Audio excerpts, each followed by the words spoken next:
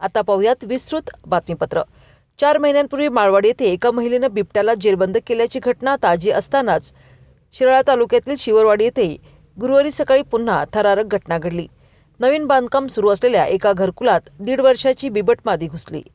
घराला दरवाजे नसतानाही येथील धाडशी ग्रामस्थांनी त्वरित प्रसंगावधान राखून पत्रे आणि बांबूच्या साहाय्याने बिबट्याला अवघ्या काही मिनिटात यशस्वीरित्या जेरबंद केले।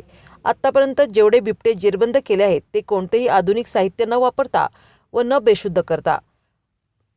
बेंद्रे वस्तीत अशोक बेंद्रे यांच्या नवीन घरकुलाचे बांधकाम सुरू आहे। नेहमीप्रमाणे ते पाण्यासाठी पाईपाण्याला घरात जात असताना अवघ्या 3 फुटांवर प्लास्टिकच्या बॅरेलवर जवळ त्यांना बिबट्या दिसला। बिबट्याने त्यांच्यावर झेप घेण्याचा प्रयत्न केला, पण अशोक बेंद्रे यांनी दाखवलेलं धाडस आणि प्रसंगावधान यामुळे ते सुखरूप बाहेर आले। त्यांनी आरडाओरडा करताच अशोक बेंद्रे, सहदेव बेंद्रे, पोपट बेंद्रे, दगडू बेंद्रे, नाथा बेंद्रे आणि आसपासचे नागरिक तात्काळ एकत्र आले। त्यांनी त्वरित हालचाल करत तेथे पडलेले पत्रे दरवाजांना लावले आणि त्यांना बांबूचा आधार दिला। अशा प्रकारे कोणताही दरवाजा नसलेल्या या घरात बिबट्याला ग्रामस्थांनी शेताफीनं कोंडून टाकले।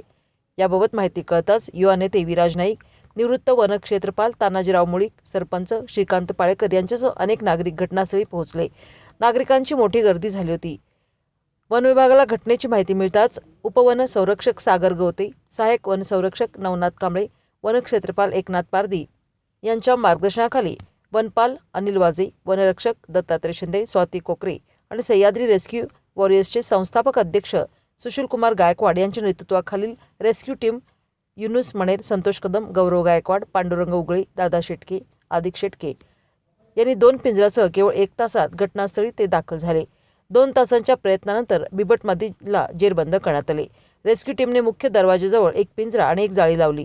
अनेक उपाययोजना करून अखेर 2 तासांच्या अथक प्रयत्नानंतर या बिबट्याला पिंजऱ्यात जाण्यास भाग पडले। बिबट्या जेरबंद झाल्यावर त्याला पाहण्यासाठी नागरिकांनी गर्दी केली होती। बिबट मादीला शिराळा येथील वन विभागाच्या कार्यालयात आणण्यात आले।